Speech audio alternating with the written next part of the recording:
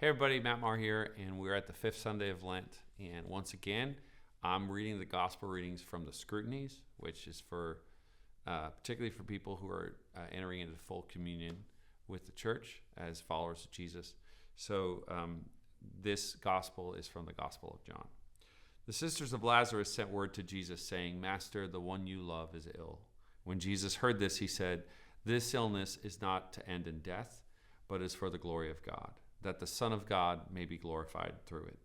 Now, Jesus loved Martha and her sister and Lazarus. So when he heard that he was ill, he remained for 2 days in the place where he was.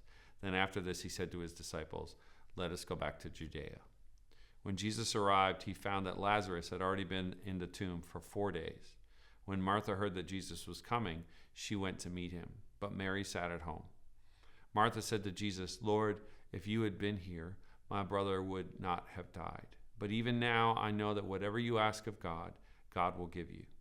Jesus said to her, "Your brother will rise." Martha said, "I know he will rise in the resurrection on the last day."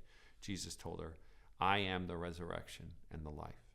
Whoever believes in me, even if he dies, will live. And everyone who lives and believes in me will never die. Do you believe this?" She said to him, "Yes, Lord.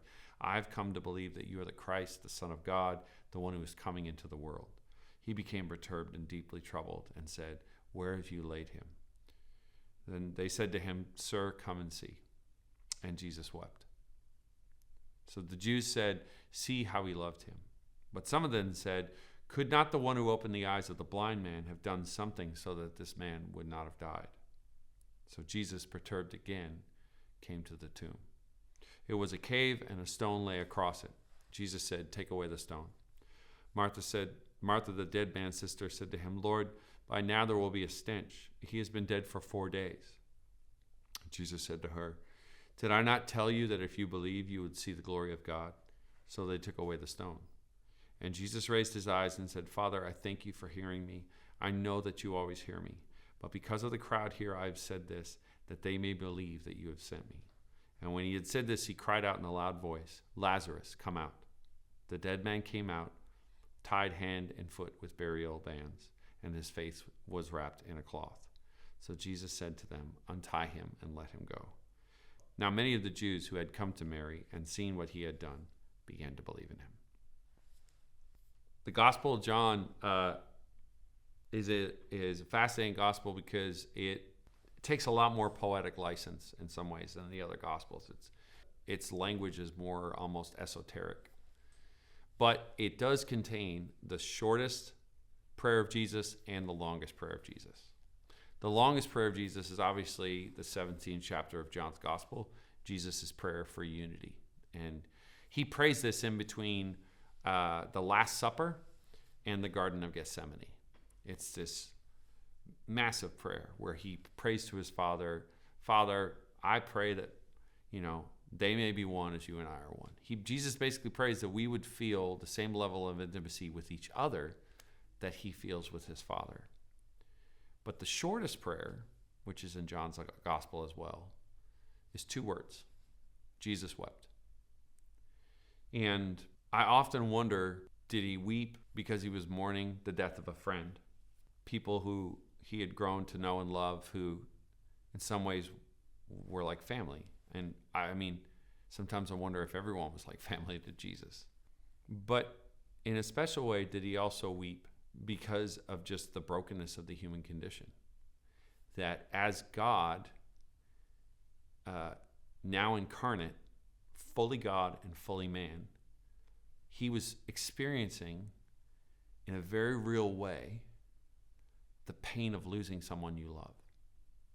Now, a lot of people stipulate that Joseph, he probably died of old age, and Jesus was much younger. So as a grown man now, full into his ministry of teaching, preaching, and healing, and it's getting close, it's getting close to him going into Jerusalem. All of a sudden, this close friend, these people that he loves, this friend dies. And going there and overwhelmed with grief, we just see a window into the very real human side of Jesus, who's experiencing the pain and the loss of losing someone he deeply loved. And at the same time, also knowing that he is the resurrection and the life. He is still willing, despite the fact that he is the resurrection and the life, to experience grief as a human, fully God and fully man.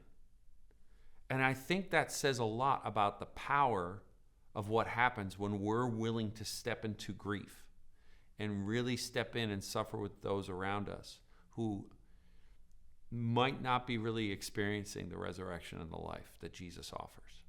And so my encouragement to you is that you learn to pray that prayer with Christ and with those around you.